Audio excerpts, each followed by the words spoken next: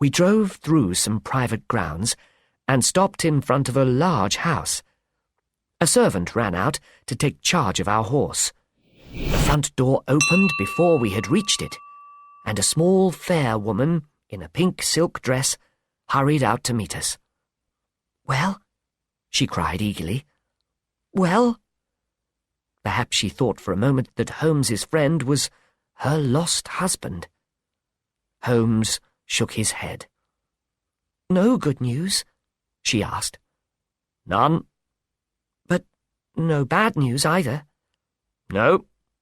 "Well, come in. You must be very tired. You have had a long day's work." "This is my friend, Dr. Watson. He has been of great use to me in several of my cases. By a lucky chance, he has been able to come with me this evening." "I am pleased to meet you," said Mrs. St. Clair, pressing my hand warmly. She led us into a pleasant dining room, where there was a cold supper laid out on the table. "Now, Mr. Sherlock Holmes, I have one or two questions to ask you, and I should like you to answer them truthfully." "Certainly, Mrs. St. Clair." "It is your real opinion that I want to know." "About what?" Holmes asked. "Do you truly believe that Neville is still alive?" Holmes did not seem to like this question. "Truly now?" she repeated, looking at him as he leaned back in his chair. "Truly, then?" "I do not," he answered at last. "You think he is dead?" "Yes." "And that he was murdered?" "I don't know. Perhaps." "And on what day did he die?" "On Monday, June the 15th.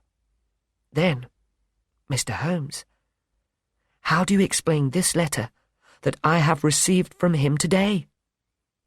Sherlock Holmes jumped out of his chair. "What?" he shouted. "Yes, today." Smiling, she held up an envelope. "May I see it?" "Certainly." In his eagerness, he seized it from her quite rudely, smoothed it out on the table, and examined it very thoroughly. I looked at it over his shoulder. The envelope was a cheap one, and it had been posted at Gravesend, in Kent, earlier in the day. "The handwriting on the envelope is poor," said Holmes. "Surely this is not your husband's writing, Mrs. St. Clair?" "No, but the letter inside is in his handwriting." "I see that whoever addressed the envelope had to go and find out your address." "How can you tell that?" "The name, you see, is in perfectly black ink, and has been allowed to dry slowly. The address is almost grey, which proves that sand has been thrown on the writing to dry it. The man who wrote this envelope wrote the name first, and then paused for some time before writing the address. The only explanation is that he did not know it. But let us look at the letter. Ah, some object has been enclosed in this." "Yes," said Mrs. St. Clair. "There was a ring. Neville's ring." "And are you sure that this is in your husband's writing?" "Yes, though it's easy to see that he wrote it in a great hurry." This is what the letter said. "Dearest Olivia, do not be frightened. Everything will be all right.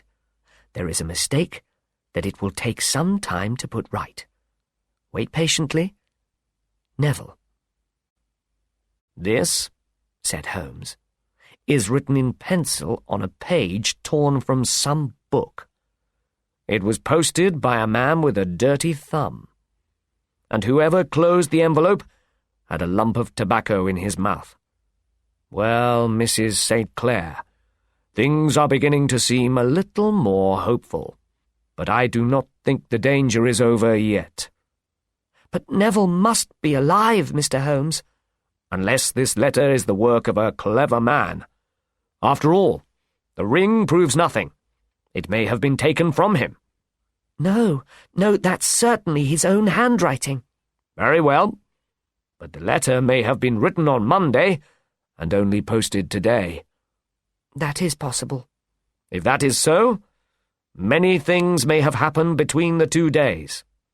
Oh, you must not make me lose hope, Mr. Holmes. I know that Neville is all right. Our relationship is such a strong one that I always know when he has an accident. On that last morning, he cut himself in the bedroom, and although I was in the dining room, I knew immediately that something had happened to him. I rushed upstairs and found that I was right. Do you think I could possibly not know about it if he had been murdered?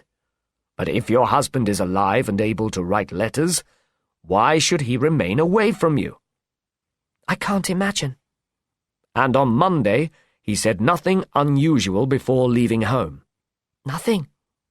And you were surprised to see him at that window in Upper Swandam Street? Yes, extremely surprised. Was the window open? Yes. Then he could have spoken to you. He could, but he only cried out, as if he were calling for help, and he waved his hands. But it might have been a cry of surprise. Shock at the sight of you might have caused him to throw up his hands. It is possible, but I thought he was pulled back from the window. He might have jumped back. You did not see anyone else in the room, did you? No, but that ugly cripple admitted that he was there, and the owner of the place was at the foot of the stairs.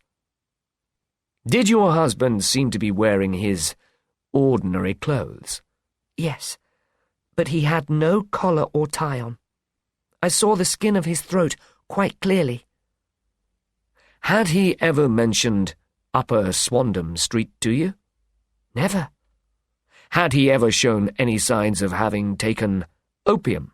No, never. Thank you, Mrs. St. Clair. We will now have a little supper and then go to bed. We may have a very busy day tomorrow.